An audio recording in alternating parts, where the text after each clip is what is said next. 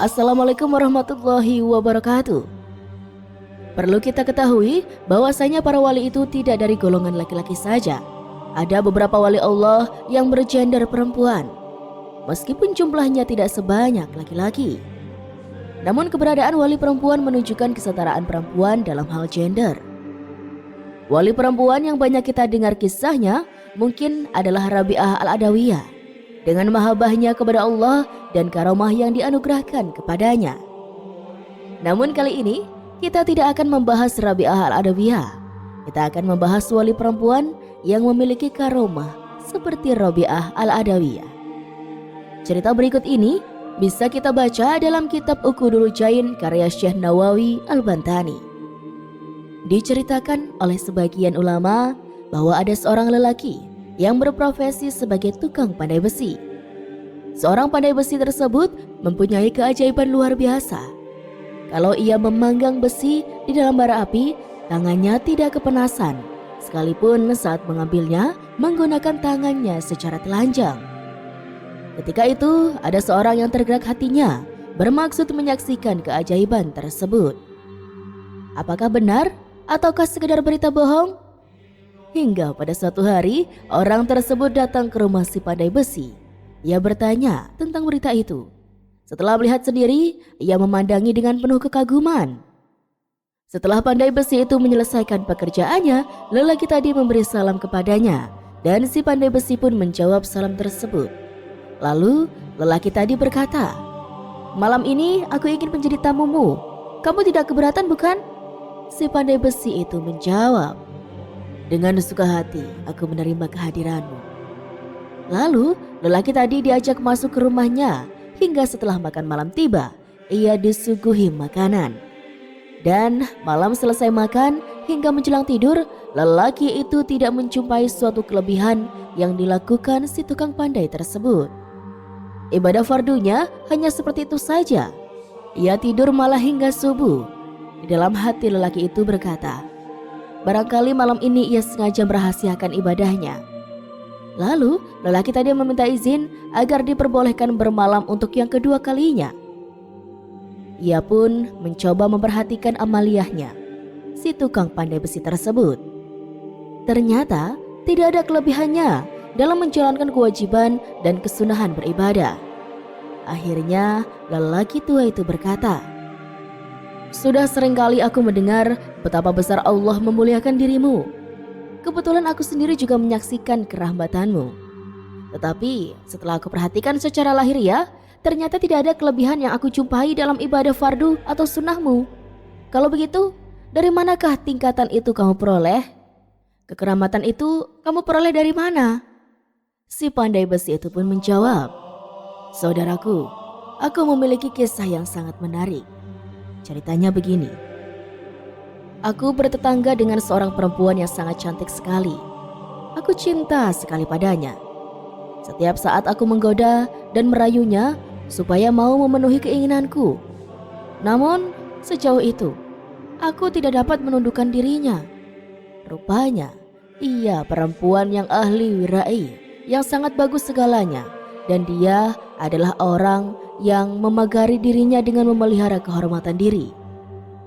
Bulan demi bulan terus bergulir hingga tibalah masa paceklik. Makanan sulit diperoleh, kelaparan merata di mana-mana.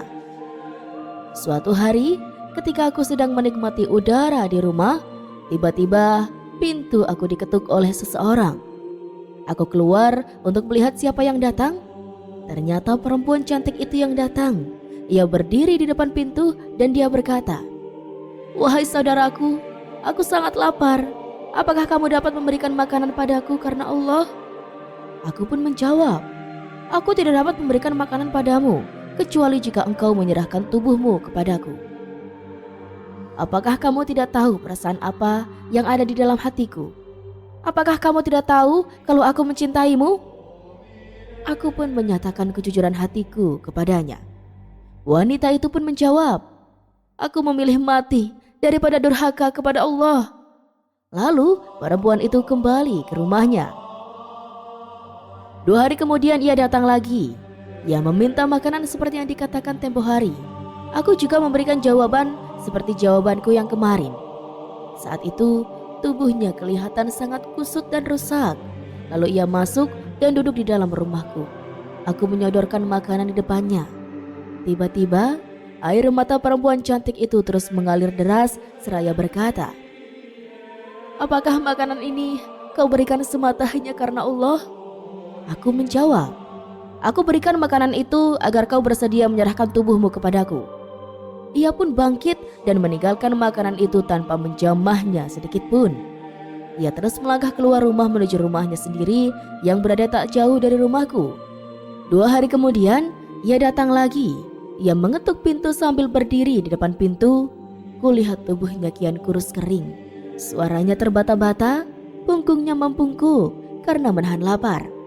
Ia berkata, Aku telah merasa kesulitan untuk mencari makanan, dan aku tak sanggup lagi untuk berjalan jauh untuk mencari makanan kecuali karena Tuhan. Apakah Tuhan punya makanan yang bisa diberikan kepadaku ikhlas karena Allah?"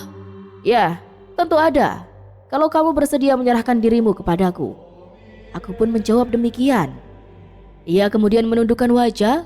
Beberapa saat ia masuk dan duduk di dalam rumahku. Saat itu aku benar-benar tidak mempunyai makanan yang dapat kuberikan untuknya.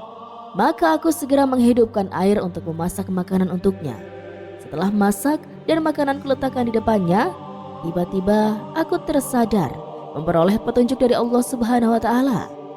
Dalam hatiku, aku berkata, "Sungguh rusak sekali diriku ini. Sesungguhnya perempuan itu termasuk orang yang diberi akal sedikit dan begitu pula ketaatannya pada agamanya. Dia tidak memakan yang bukan miliknya. Dia berulang kali datang di rumahku karena kelaparan. Tetapi diriku tidak mau menghentikan perbuatan maksiat kepada Allah Subhanahu wa Ta'ala." Aku lalu berdoa, "Ya Allah, aku bertaubat kepadamu dari perbuatan dosa yang kulakukan. Aku tidak akan mendekati wanita itu selamanya." Lalu aku didekati dia yang masih terpaku di depan makanan. Aku berkata sekarang, "Makanlah. Kamu tidak perlu khawatir bahwa aku akan meminta persyaratan itu. Makanan ini aku hanya berikan karena Allah Subhanahu wa Ta'ala." Begitu mendengar ucapan itu, ia mengangkat wajahnya ke langit seraya berucap, "Wahai Allah, jika ucapannya itu benar, hindarkanlah dirinya dari api di dunia dan api di akhirat." Lalu perempuan cantik itu kubiarkan menyantap makanannya. Aku sendiri berkemas dari hadapannya untuk memadamkan api. Tanpa sengaja, sebuah bara api jatuh mengenai kakiku. Tetapi aku tidak merasa panas dan api itu tidak membakar kulitku. Lalu aku kembali lagi menjumpainya dengan penuh kegembiraan. Aku berkata pada wanita itu, "Bergembiralah kamu, sesungguhnya Allah telah mengabulkan doamu." Wanita tersebut seketika itu langsung melempar suapan makanan dari tangannya. Kemudian bersujud syukur kepada Allah dan berdoa, "Ya Allah, Engkau telah berkenan memperlihatkan kepadaku apa yang menjadi maksudku kepada lelaki itu. Semoga Engkau berkenan mencabut nyawaku sekarang ini." Maka Allah pun mencabutnya, sedangkan ia dalam keadaan bersujud. Inilah cerita wali Allah yang sebelumnya ingin berzina, namun justru karena mendapatkan doa dari perempuan yang memiliki karomah karena takut pada Allah dengan sungguh-sungguh, akhirnya lelaki ini diangkat menjadi wali Allah. Kisah lain tentang perempuan yang memiliki karomah juga disampaikan oleh Imam Nawawi Al-Bantani. Diceritakan bahwa dahulu ada seorang wanita keluar dari rumahnya untuk mendengarkan sabda-sabda Nabi SAW bersama dengan sahabat radhiyallahu an. Lalu ada seorang lelaki muda melihat wanita itu berjalan di jalanan seraya berkata, "Wahai wanita mulia, mau kemana kamu?" Perempuan itu menjawab, "Tujuanku menjumpai Nabi Muhammad SAW untuk duduk di sisinya, dan aku akan mendengarkan sabdanya yang mulia." Lelaki muda itu lalu bertanya kepadanya, "Apakah engkau mencintai Nabi?" Jawabnya, "Benar, aku mencintainya." Pemuda itu pun berkata lagi, "Demi hak mencintai Nabi Muhammad, bagimu bukalah tutup mukamu agar aku melihat wajahmu." Setelah pemuda itu menjumpainya dengan cintanya kepada Nabi Muhammad, wanita itu terpaksa membuka tutup mukanya hingga lelaki muda itu melihat wajahnya. Lalu wanita itu pun kembali pulang dan mengadukan kepada suaminya tentang kejadiannya dengan seorang pemuda. Setelah suaminya mendengar, pikirannya jadi berubah dan berkata dalam hatinya, "Aku harus melihat benar atau tidak istriku ini. Biar puas hatiku, dia pasti akan kutes." Kemudian suaminya menyalakan api tungku untuk membakar roti, lalu ditunggu sampai api itu benar-benar menyala. Dan suaminya berkata kepada istrinya, "Demi hak Nabi Muhammad SAW, masuklah kamu pada tungku api itu." Setelah suaminya menjumpai dengan hak Nabi Muhammad SAW, sang istri itu seketika melemparkan dirinya pada tungku api itu. Ia menganggap remeh nyawanya karena benar-benar cinta kepada Nabi Muhammad SAW. Ketika suaminya melihat istrinya jatuh di tungku api dan tenggelam di dalamnya, suaminya benar-benar merasa susah dan percaya kalau ucapan istrinya itu benar. Kemudian suaminya datang menghadapi Nabi Muhammad SAW. Lalu beliau bersabda, "Kembalilah kamu dan bukalah tungku api itu." Ketika tungku api itu dibuka sambil menyingkirkan apinya, ternyata wanita itu benar-benar selamat. Tubuhnya basah dengan keringat bagaikan keluar dari pemandian air panas. Alhamdulillahirabbil alamin. Sobat Rizky rahimahumullah, dari kedua kisah ini kita bisa ambil pelajaran bahwa wanita yang wirai dan memiliki rasa cinta yang sungguh kepada Allah Subhanahu wa taala dan Rasulnya akan ditinggikan derajatnya dan dikabulkan doanya serta memiliki karomah sebagai waliullah. Sungguh alangkah eloknya jika akhlak-akhlak tersebut masih dipertahankan sampai zaman sekarang. Namun justru wanita zaman sekarang banyak yang bersolek dan melakukan hal-hal yang haram dan hampir tidak memiliki rasa malu.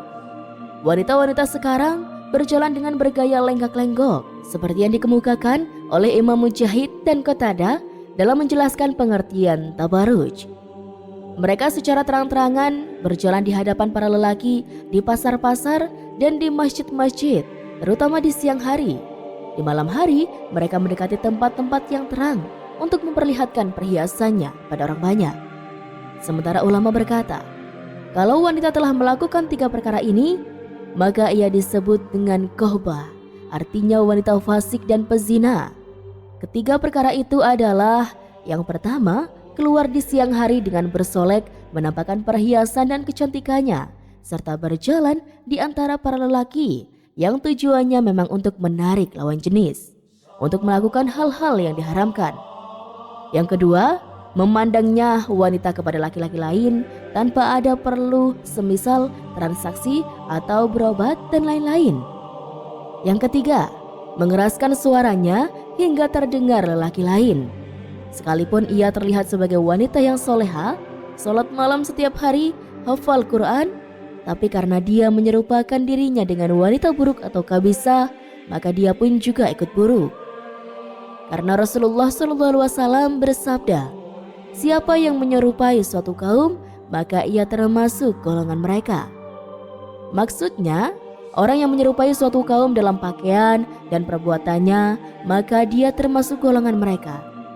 Jadi, siapa saja yang menyerupai orang-orang soleh, maka ia dimuliakan seperti dimuliakannya orang soleh. Siapa yang menyerupai orang-orang fasik, maka tidak perlu dimuliakan. Hadis tersebut diriwayatkan oleh Ibnu Ruslan dan Abu Daud dari Ibnu Umar dan Imam Tabrani dari Hudzaifah. Bagi wanita yang memiliki rasa malu dan baik agamanya, tentu membersihkan diri dari sebutkan kohbah, yakni wanita fasik. Maka orang yang takut kepada Allah dan Rasulnya, serta orang-orang yang memelihara kehormatan diri, wajib melarang istri dan putri-putrinya keluar rumah dengan menampakkan perhiasannya dan memperlihatkan kecantikannya kepada lelaki lain.